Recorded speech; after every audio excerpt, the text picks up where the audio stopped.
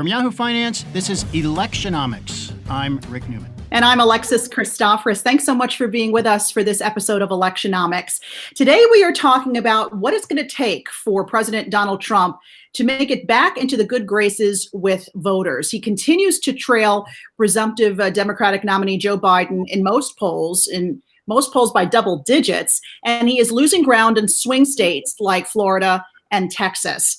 Joining us now to discuss is Shai Akabas. He is Director of Economic Policy at the Bipartisan Policy Center. Shai, good to have you join us here. Let me just ask this sort of open-ended question. What could President Trump do now when it comes to the economy that might have people thinking differently about how he is approaching coronavirus? Well, thanks, Alexis. It's great to be with you. The key here really is going to be the path of the pandemic, because I think the path of the economy is really going to continue to be determined by the path of the virus. So ultimately, the most important thing that the president can do to instill confidence and have people believe that he's taking the country in the right direction is to marshal a federal effort that really helps us get a grasp on this virus and prevents this, what we're seeing right now, which is sort of a second wave or a second part of the first wave, from getting any worse. If we continue down the track that we're on right now, there's no way that we can start a full economic recovery. And so everything else becomes almost moot. But beyond that, I do think that a large federal response in terms of additional spending is necessary at this moment, because we're seeing the employment numbers begin to slip again, and some other indicators as well recently with the more rapid spread of the virus. And doing something at a federal level to continue to prop up the economy as we move through the rest of the summer and into the fall is going to be critical to make sure that this doesn't become an even worse economic situation than it already is. Shai, as we're having this conversation, Congress is debating the next stimulus bill. We are going to have a bill for sure. It's going to be between $1 trillion and $3 trillion. Those are the parameters set by the Republicans at the bottom and the Democrats at the top. There will be additional unemployment aid. There will be probably another one-time stimulus payment of around $1,200. What's your guess about how much that will help the economy and we're really talking weeks now leading up to the election in November? Well, look, the difference between doing nothing and doing anything between $1 and $3 trillion is going to be enormous. You know, in any normal time, those numbers, 1 to 3 trillion, would be unthinkable, because it's far in excess of anything that Congress passes on a regular basis. In terms of something that has such a large effect in a short period of time, because we are infusing cash in a variety of different ways into the hands of consumers, into the hands of businesses, to keep things afloat. How large it is will matter further, and how that money is spent will be even more important. So, for example, state and local governments are really getting hammered by this because payrolls have been down. They rely a lot on state income taxes, and they're not collecting those like they usually do. They have balanced budget requirements, which means that they're laying people off. They're going to continue to do that until they can stem the bleeding. So federal aid there is critical. Another area, childcare, schooling, to allow us to go back to a more normal state of things in the fall. And I say more normal, it's not going to be back to normal, but getting children, especially young children, back in a place where parents are able to be free to work is also going to be essential to restoring the labor market. Let's talk about sort of a bone of contention in this new stimulus plan, which is the unemployment insurance. And there's been talk that, that $600 a week is just too high. A number of Americans are actually making more sitting home, collecting the employment insurance than they are when they're working. Do you think that is that legitimate?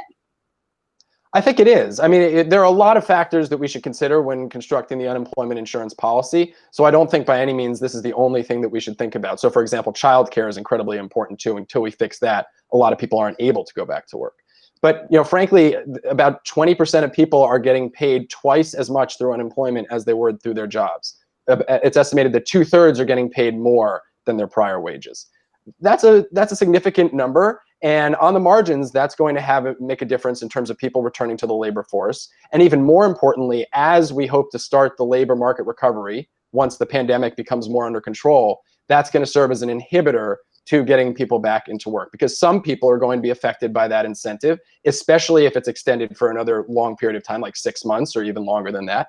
So we need to be thinking about what the right policy is to get those incentives appropriately balanced. What we've proposed at the Bipartisan Policy Center is to keep that benefit at an additional $400 a month relative to the $600 that it is today, and additionally send another round of what are called recovery rebates, or basically the checks that went out in the spring, to help provide additional relief and prop up consumption further. So we won't get that drop in aggregate demand that you would see.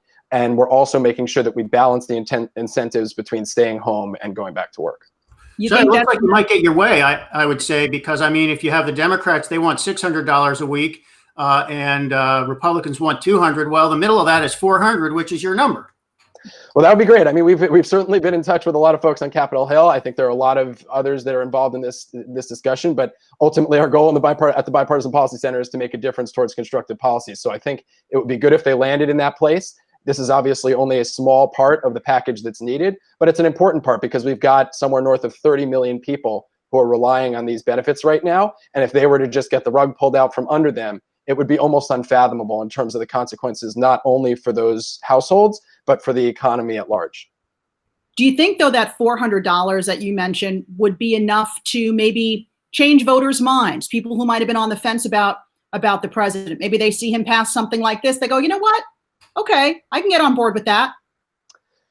You know, I'm not the best political pundit out there, but I do think getting the answer right here is more about preventing an avoidable misfire, where if we don't have a package, or if we have a package that is dramatically underwhelming and not attuned to the moment that we're in, and this inflection point in the economic recovery, or fledgling recovery, you could say, then I think it could really have further deleterious consequences for the president's political hopes, because ultimately he is, the buck stops there. And if people are seeing that the response from the federal government is not meeting the moment, then he's likely to take some outsized responsibility, not outsized, but a large portion of the responsibility for that.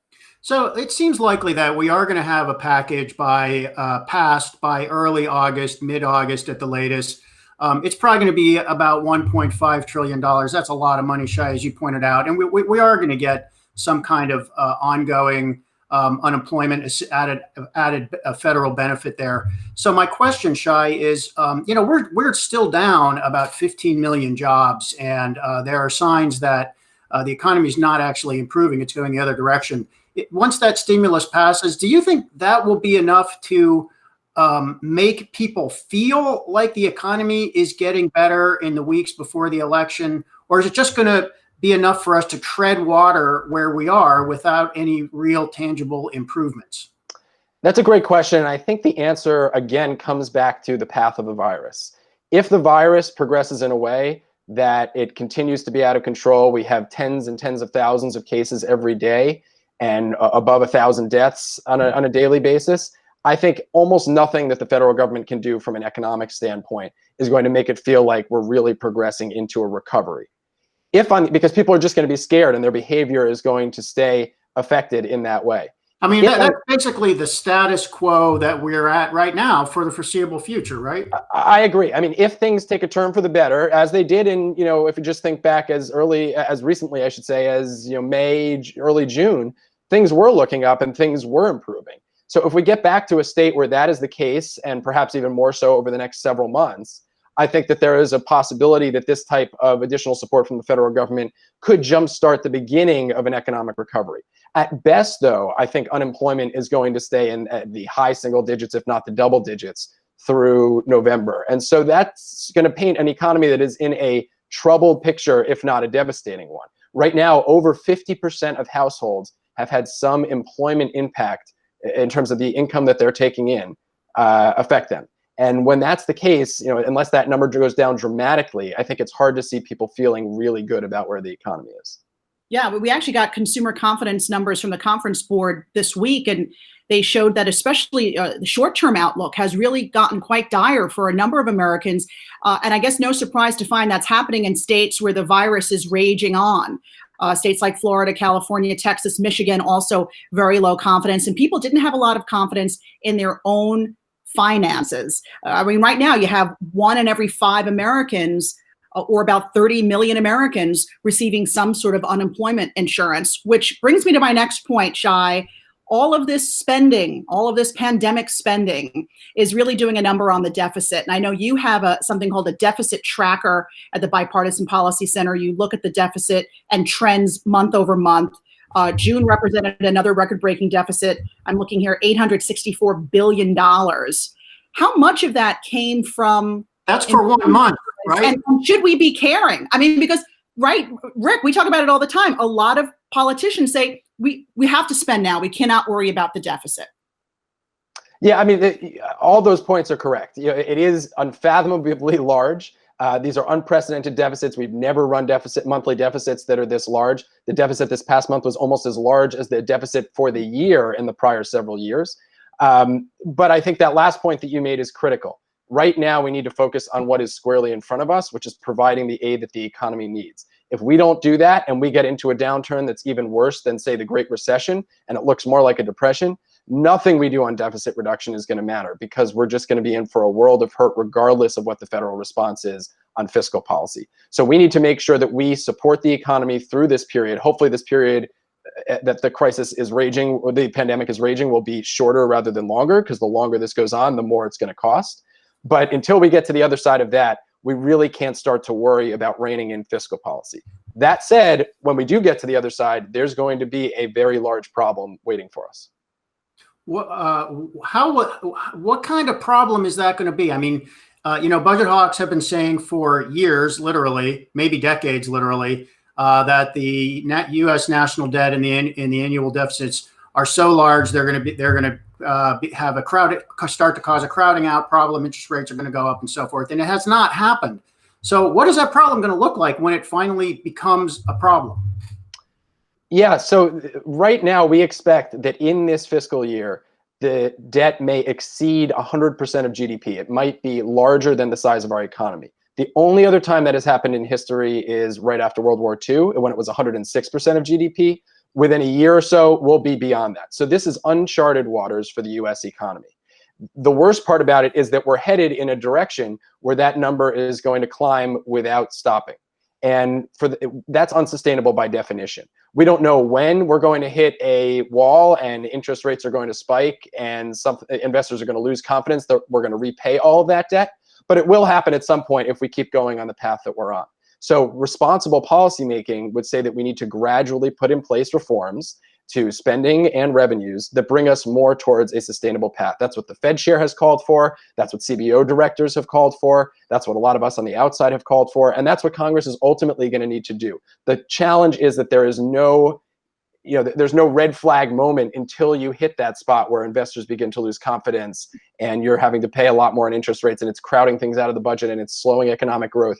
You don't really see that until you're in the middle of it. So how we're going to get to a point where we can get the political will to address this challenge, I haven't figured out quite yet. And right now it's even tougher to figure out than in normal times because we're experiencing all of these additional challenges on top of that. Just for context, Shai, when was the last time there actually was sensible bipartisan policy on fiscal matters? In the 1990s, there was a bipartisan agreement from President Clinton and a Republican Congress where they actually balanced the federal budget in 4 consecutive years. It can be done. We know that. There was also a deal struck in 2011, in the first time in the modern period where there was a real debt limit, loggerheads where the two parties were at odds with one another. And they passed some meaningful deficit reduction policies, particularly on domestic and defense spending. The problem is a lot of that has been unwound in deals that were a lot less responsible since then. We need reforms to more of the lasting programs like Social Security, Medicare, Medicaid, taxes. We need a lot more revenue to support the spending that we have decided to do as a country. All of those are changes that need to go into effect over time. Until Congress reckons with that and really puts their heads together to try to make a compromise in that area, we're likely in for these continued unsustainable deficits. Alexis, you know what a lot of people in our universe here at Yahoo Finance think? They think the Fed can just wave a magic wand and fix every problem. Were it that easy, Rick? Were it that easy? And Shai, I want to talk about the Federal Reserve for a minute because you actually worked alongside Fed Chairman Jerome Powell before he was the Fed Chairman. He had done some work at the Bipartisan Policy Center What do you make of the Fed's response to the pandemic? Have they done enough? Are they not doing enough? I mean, this week we found out that they're going to extend their emergency lending programs. They were going to expire the end of September. They're now going to have them go through the end of the year. And what more could they possibly do, I guess, other than turn rates negative, which we know is something President Trump has been needling Powell to do? Yeah, I think the Fed is really pulling out all the stops, and they've done what you would expect the Fed to do. And Chairman Powell has been in that leadership role, and I think it's really admirable, and we should be thankful that we have him in that post, because he is someone that really knows how to build consensus. He's someone that knows how to stay level-headed in the midst of a crisis like we're in right now. But ultimately, what he's emphasized, I think rightfully, is that Congress is going to need to do a lot of the heavy lifting here. The Fed, as he continues to say, has lending powers, not spending powers. And that's really important. They can help provide liquidity to businesses or other entities. They can't, though, allocate federal dollars where it's needed. So they can't do things like unemployment insurance and direct payments to individuals and direct payments to businesses or direct payments to states. All of those things need to come from Congress. There's a limit to how much the Fed can do to help us through this recovery, but I think they've done most of what they can. They've very heavily indicated that rates are going to remain at rock bottom for a long period of time. And they've opened up all these facilities in fairly short order to help provide that liquidity that it will be necessary for many businesses and other entities to get through this crisis. Say has lending powers, not spending powers. And that's really important. They can help provide liquidity to businesses or other entities.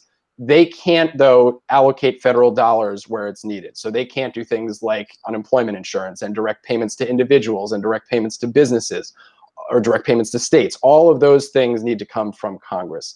There's a limit to how much the Fed can do to help us through this recovery, but I think they've done most of what they can. They've very heavily indicated that rates are going to remain at rock bottom for a long period of time. And they've opened up all these facilities in fairly short order to help provide that liquidity that it will be necessary for many businesses and other entities to get through this crisis. Shai, so I want to ask you about a couple of election scenarios. So if Trump wins in November, we know it's almost certain there will be a Democratic House still, so divided government. If Biden wins, he could win with divided government if Republicans keep the Senate, But it's also possible that if Biden wins, Democrats could take the Senate. So now some of Biden's agenda starts to look possible or perhaps plausible. He wants to raise taxes. He wants to raise the business tax from 21% to 28%. He wants to raise the top 1 or 2 income tax brackets on wealthy Americans. Do you think he can do that if the Democrats have a small majority in the Senate? It's tough to predict that far ahead, but I think that they will certainly push towards doing some of those things. One thing that's notable right now, and you saw it in a plan that the vice president released just recently, is the racial inequities that this pandemic has brought out even more to the forefront in our economy. We've known that they've existed for decades, but on many issues, whether it's emergency savings or student debt or employment, wages, all of these things, wealth, all of these have discrepancies. And a lot of the proposals that I expect you'll see out of the vice president that we have seen already and that we'll continue to see and that Democrats will likely push are things that try to close those gaps. Whether they can get enacted, I think is tough to predict right now. Part of that will come back to how Democrats decide to legislate, whether they are looking to compromise and make progress on some of these, or whether they are trying to push the envelope. And there's been discussion about getting rid of the legislative filibuster. That would make some of this easier to accomplish, but it would also make it easier to roll back when government changes hands. So I think there's a lot of open-ended questions there. Ultimately, any Senate is going to be pretty closely divided, so the amount of revolutionary policy change that can be enacted is relatively narrow. But these are a lot of important topics that not only his agenda is hitting, but that others on the outside are talking about too, that Congress should really be turning back to once we get past the throes of this pandemic. Shai, we know that President Trump has said time and time again he's not going to raise taxes. You were talking a little earlier about the deficit, the ballooning deficit, and at some point it's going to come to roost, and that we're probably going to have to raise taxes to help bring that down. If Trump were to win re-election, is he going to have no choice but to raise taxes to get on the other side of this pandemic and start to bring that deficit down? Substantively, yes. There is no way that we can get out of our fiscal challenges without bringing in more revenues. We're bringing in, even prior to the pandemic, something like 17, 18% of GDP in revenues and spending well north of 20%. And that was projected to go on for, as long as the projections go. And we just can't have that be the case where we have this widening deficit over time.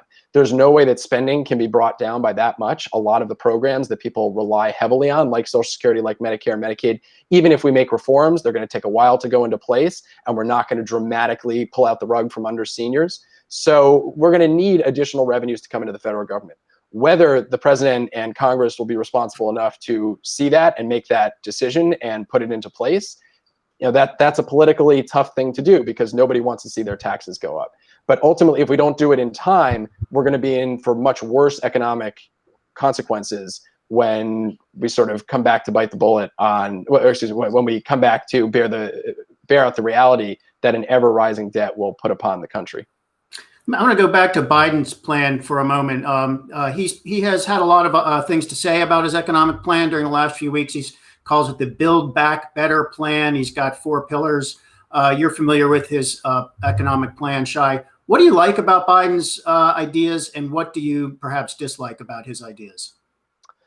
Well, I should say I haven't studied it as closely as I need to, and probably will in the coming weeks. But one thing is bringing in more revenue, as we just talked about, is critical to fund the government's main pillars of government. The other element that I think is necessary is sort of taking a new look at the economic opportunity issues in terms of making sure that people have enough savings, that student debt does not remain a burden around the neck of young adults that they can't get out from under throughout the course of their life. Now, in some of these policies, I think that the direction that he has gone with his platform is a little bit further to the left of, frankly, where I think the right policy is, or is likely to be realistic in an environment where you do need bipartisan support to get these policies across. Give an example? Yeah, so when it comes to, for example, student loan forgiveness, a lot of folks on the left feel that we should just be forgiving either all student debt or a certain amount of student debt for everyone. In fact, that's really not the most progressive policy, because a lot of people who have student debt are actually higher income individuals who went to graduate school and took out $100,000, and they're now making back the earnings to get to have that degree pay off for them. Forgiving their debt is not doing anything that we should really be prioritizing as a federal government. A much more sound way, I think, to go about that would be to say that you only pay back a share of your debt, a share of your income that you can afford in terms of your student debt monthly payments. And that is something that would be a compromise between where the two parties have been previously. We can talk about the generosity of that plan in terms of how much income you should be needing to pay back a portion of, but that would take an approach that would be more progressive, actually, than just forgiving debt, because it would say that if you have low income, you actually don't owe any debt payments, whereas somebody who did get rewards from going to a degree program where they paid a lot of debt but are now making 6-figure salaries, they are still on the hook for paying that back, as they should be. Yeah. So, Shai, you work at the Bipartisan Policy Center. There's not much bipartisanship left anymore. We live in hyper-partisan times. Even polls show people align themselves more with the left and the right than the center than they used to. Do you feel like you're just on a sinking piece of ice in a warming ocean, or is there really meaningful, moderate support for bipartisan ideas out there still? Well, that analogy hurts, but I think I like to remain optimistic about this in the sense that people tend to overlook the bipartisanship that we do see. If you look back at what's happened over the past couple months, we saw Congress pass 4 bipartisan packages, in some cases almost unanimously, on very short turnaround to address the problems that we're facing right now with the pandemic and the economic fallout.